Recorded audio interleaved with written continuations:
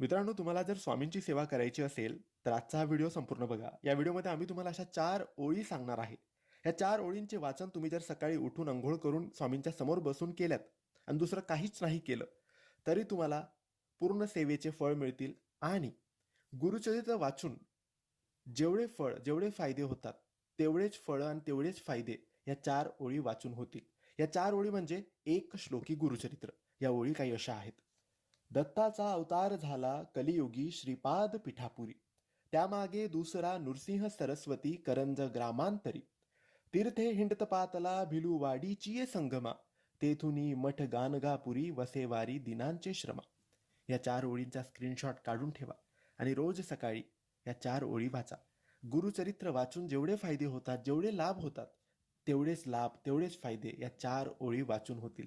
नक्की वाचा, तुमच्या इच्छा पूर्ण करा. श्री स्वामी समर्थ.